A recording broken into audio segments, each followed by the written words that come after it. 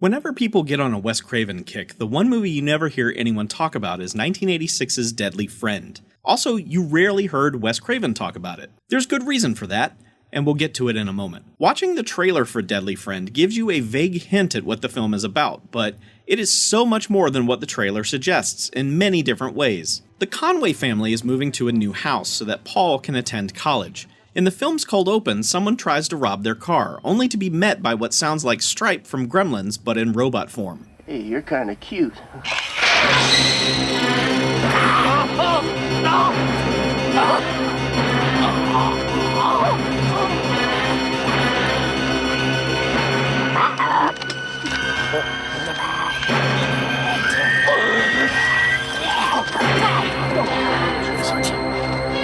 Yeah, so we just stay on this highway.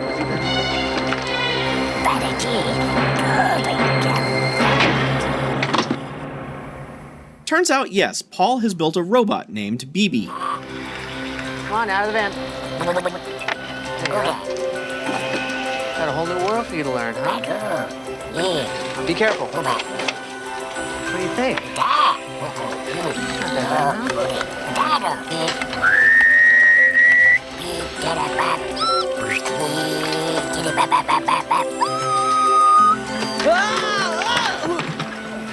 And Paul is so smart, in fact, that he's already in college despite his young age, much to the chagrin of his potential new paperboy friend.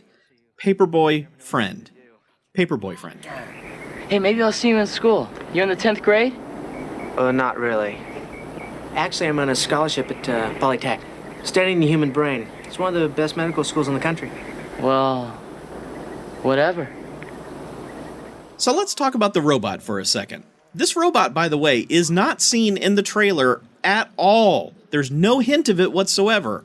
I never knew there was a robot in this thing. Now, BB is slickly designed and basically awesome, and is voiced by Charles Fleischer, doing his best impression of Frank Welker doing Stripe from Gremlins, as I said earlier. Now, first my thought was, why would you build a sophisticated, capable of learning robot and give it this mumbly, babbling, growling voice? But I quickly put that concern aside because they fill every potential moment of silence with this robot saying it's robot nonsense, and I love every single second of it. Baby, come and say hello. Look at this. It's amazing.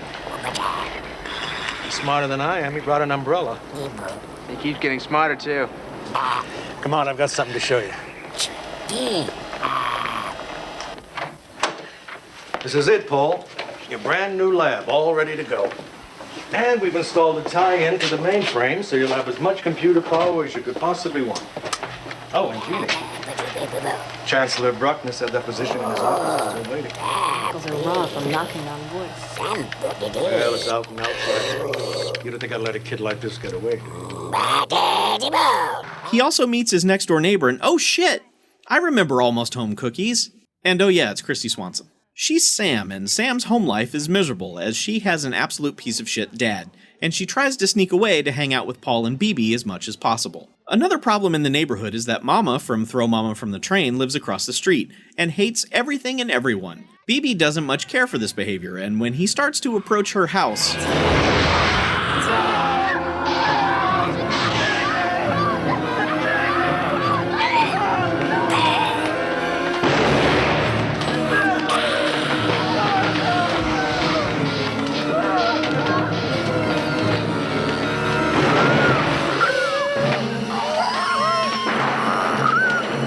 And man, I was pissed. You bring back BB right now, movie. Paul is sad as well, but his sadness doesn't end there because shortly thereafter, Sam's dad basically murders Sam. Paul, who has been studying the human brain in order to better understand how to perfect his artificial intelligence, gets the idea to insert BB's computer brain into Sam's dead body, which he does. And then he activates Sam, and then just leaves her in his shed? It's really strange how Paul goes through all this and then doesn't pay much attention to his new robot girlfriend. Robo-Sam finds things to do though, like murder her father, for example, which is perfectly acceptable because that bastard deserved it.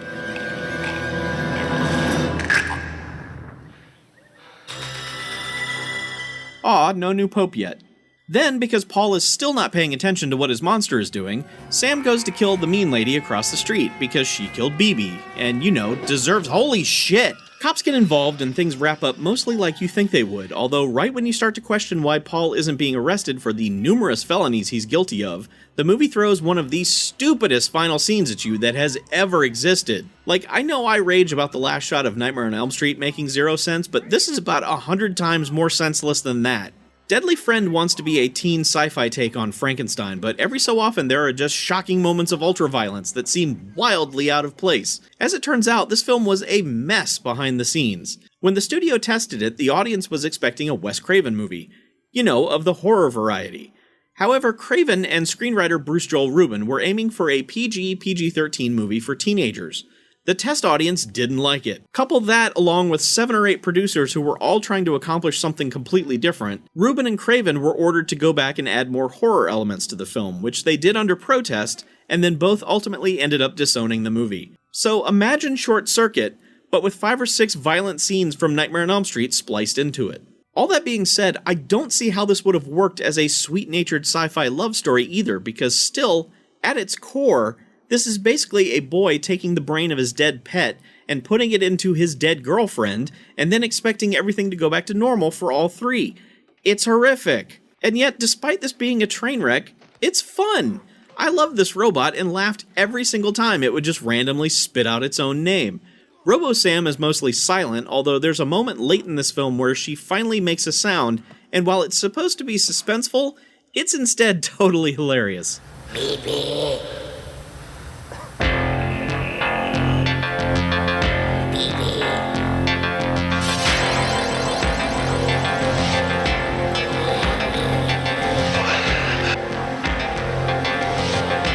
Then, the song that plays over the end credits, it's like this movie knows me. I really enjoyed Deadly Friend. Go figure.